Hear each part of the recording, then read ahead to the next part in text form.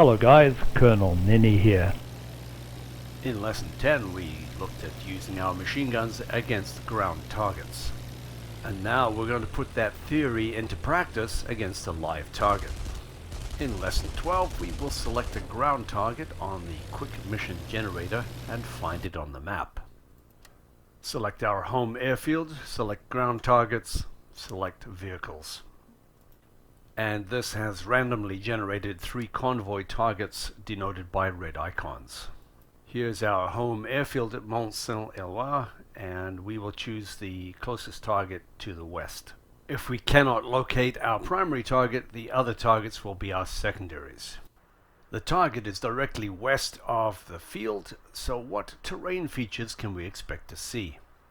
There's a river down here to the left, and the town of Arras behind us to the left. The most important feature for us is crossing the railroad.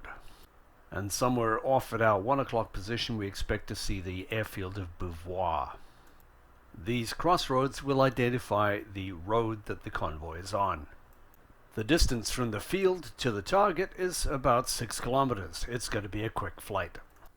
The first thing to check before you take off is your compass heading. Because we're taking off to the northeast, we'll have to turn right or left to a heading of west. Once airborne, we check our heading west. The airfield should be directly behind us, and the river should be off to the left at about 9 o'clock. It's looking good so far, so we maintain our climb and look for the railroad track that we're going to cross.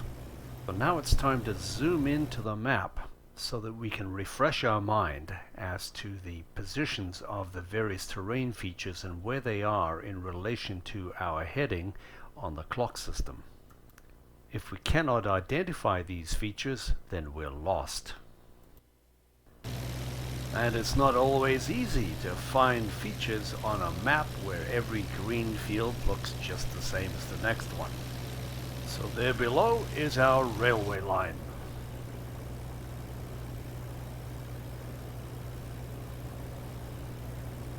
So we'll lower the nose now to see what we can see ahead of us. We're expecting to see the crossroads and the airfield. I cannot identify the crossroads, but there's the airfield on the right at 1 o'clock, just above the right gun sight. At any moment now we should see the crossroads and know that the road where the convoy is off to the left. I can first identify the road to our left and then the crossroads at 12 o'clock. So somewhere along that road at 10 o'clock is a convoy. What we're looking for now is movement along the road or dust. And there it is at 10 o'clock. Remember that flying the airplane takes priority over shooting the target. You're at far greater risk of flying into a tree than you are of being shot down by enemy fire. It's a moving target, so it's not going to be easy. You'll notice I don't zoom in all the way to shoot because I need the horizon reference to fly the aircraft. I extend away from the target to give me room to turn around and try again. There's no rush to hit the target. There are 2 parts to a good ground attack run. One is to plan your attack run to avoid obstacles, and the second is to plan your exit strategy. Once you've fired at the target, what are you going to do next? Turn left, turn right, or abort and go home? For me, in this clip, I have to find the next target, and there it is at 9 o'clock. I'm in a good position to turn left and start the attack run right now. But there are far too many trees in the way before the target and after the target.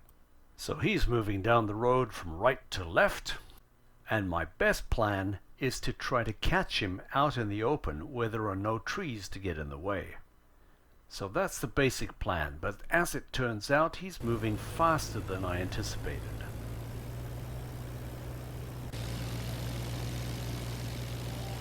So fly the airplane first, and then keep an eye on your target. It's looking promising as he comes into the fairly open areas between the trees. And now it's time to assess those obstacles which will affect our gun run and those obstacles which will affect our egress. As he's a moving target, I have to roll into a slight angle of bank in order to keep up with him. But I must divert my attention now from the target to the proximity of the trees. As I said, there's no urgency, so I'm going to reassess and plan another attack. Fortunately, the staff car is going to stop behind the truck that I killed earlier. As a static or non-moving target, he'll be much easier to kill. And all I have to worry about is my approach and egress.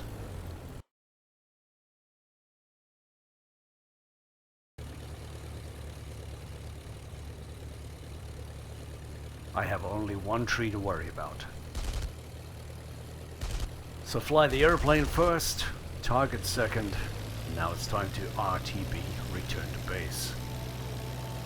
With pursuing moving targets, it's very easy to be temporarily unsure of your position on the map.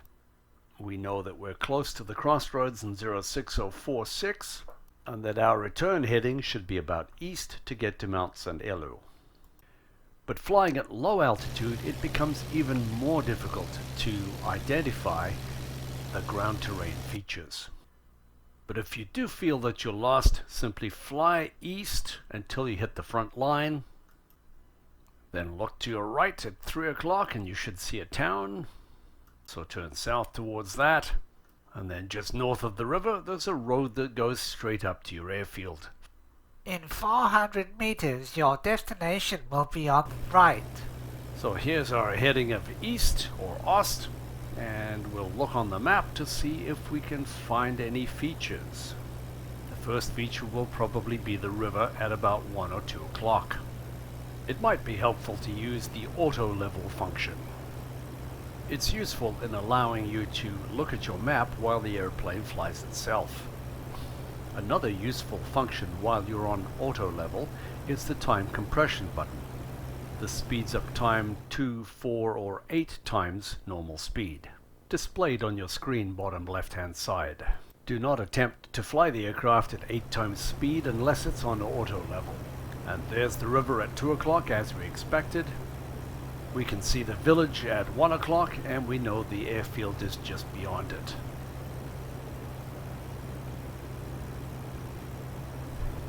All we have to do now is judge the wind and land the aircraft without screwing it up.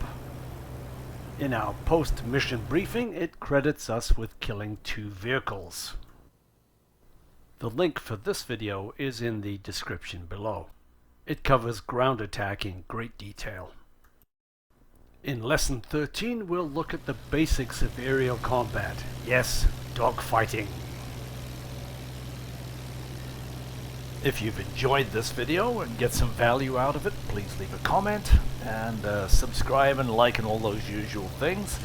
But if you want to see more of these videos, specifically with the IL-2 Battle of Stalingrad, we've got about 150 training videos for you to look at. So thanks for watching, guys. We'll see you next time.